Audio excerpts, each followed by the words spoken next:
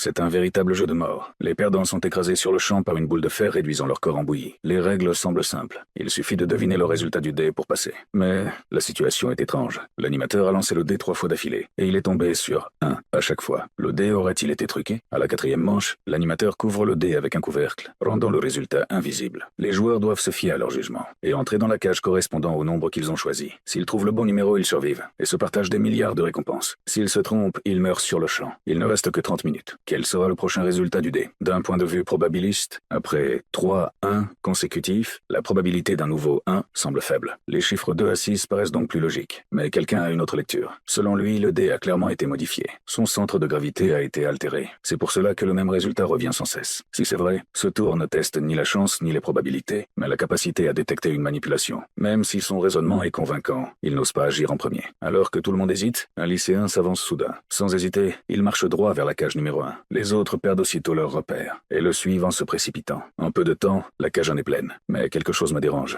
J'ai l'impression qu'il manque un indice crucial. Les règles cachent forcément une issue sûre. Alors que de plus en plus de gens entrent dans la cage 1, mon compagnon, trop nerveux, panique totalement. Il pense que s'il n'entre pas maintenant, il n'aura même plus de place. Mais je ne suis pas le mouvement des autres. Je ne décide pas dans la précipitation. Je reste calme et emmène mon compagnon vers la cage 2. Car d'après les indices donnés par l'animateur, même un mauvais choix de cage n'est pas forcément fatal. Le véritable défi n'est pas de choisir la bonne cage, mais de savoir comment survivre une fois le mauvais choix fait.